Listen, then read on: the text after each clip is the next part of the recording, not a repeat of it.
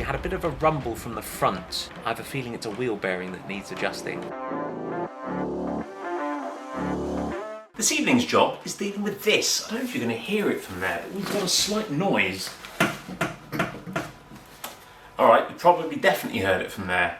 This is the front wheel bearing. We're just going to pop the wheel off and see whether we can adjust it, because these wheel bearings are adjustable, and if it will adjust, then we can fix it. Otherwise, it looks like a new wheel bearing. Let's give it a go.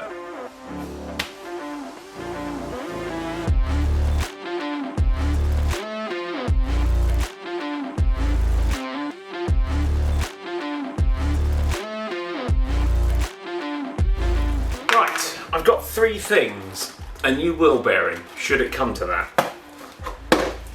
A magnetic base for a DTI, and DTI. This is how you measure movement in the wheel bearing to see whether it's within acceptable tolerances, or, as I have a feeling, may not be. And that'll tell us whether it's the bearing that's our problem. If so, pop this cap off and we do a little bit of adjustment. So if you haven't used the DTI before, it is a very, very, very fine gauge that will measure micro amounts of movement. Attaching it to this arm allows us to put a lever behind the brake disc and put a screwdriver in there. Hopefully this one fits. Yep, there we go. And see how much movement we have at the hub.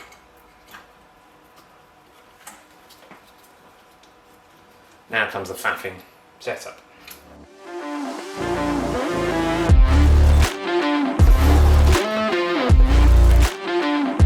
Let's have a look. Let's get you right in on that gauge, shall we?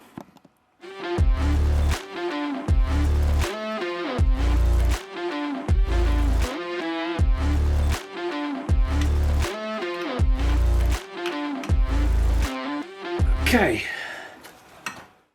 0 to about 45. Right, so in other words, way too much. We are allowed 15 of movement on this gauge, whereas we are getting double that. So let's dial it out. In order to do that, we need to pop this cap off. Behind this cap, he says, should be a castellated nut.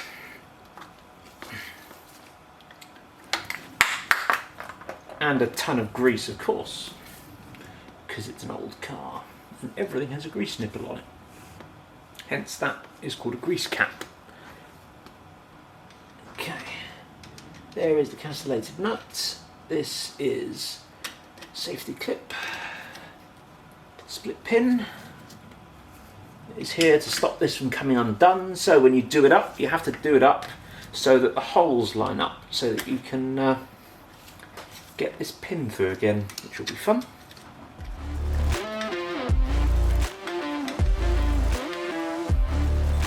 Get a pair of pliers, I think.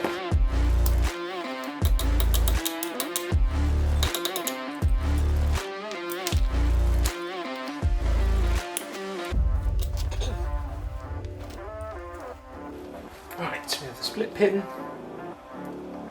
We have the special split pin holdery thing over the nut. Stop it from coming loose. Yes, there's a technical name for that. Then we just need the right size spanner to go on there. And it's really important you don't jump on these. Ever so slight movements. Now when I said the right spanner, what I actually meant was the universal spanner. I do have the right size spanner, it's just in the back of one of the Defenders, so. Just nip it up. That was shockingly loose, truth be told.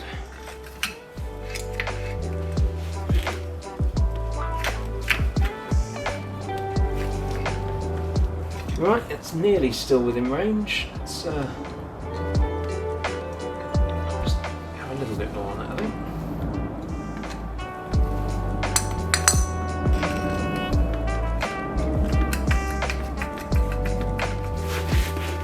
Let's have a look. I'd be happier with just a little bit less play than that. Still turning nice and freely.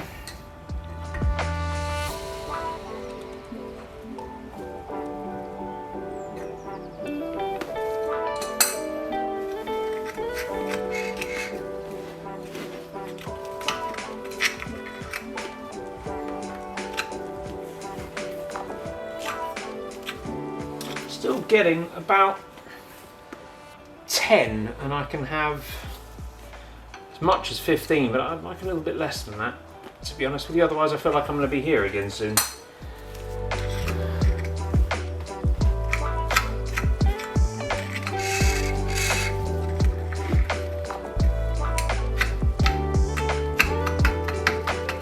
Right, let's see how well this lines up.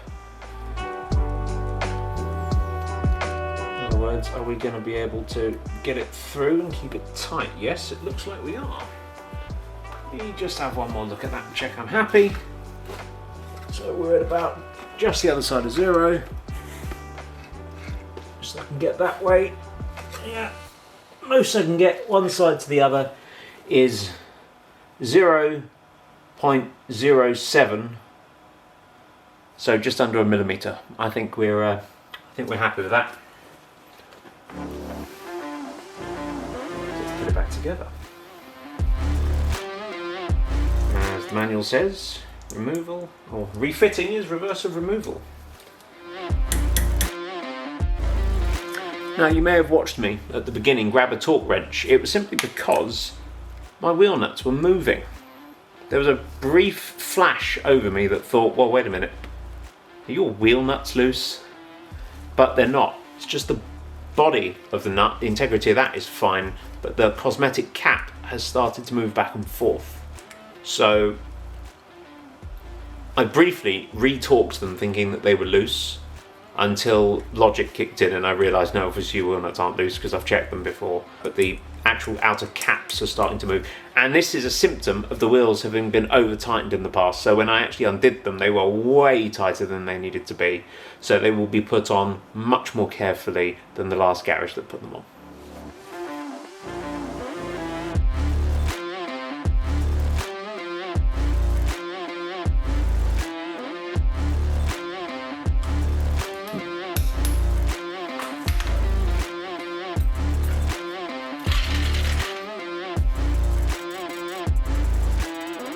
No more noise.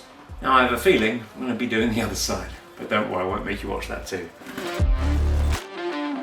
There's a bit of a fuel smell coming from the engine bay, and I closely inspected the injectors, and it seems we've got a leak on one of the injector hoses.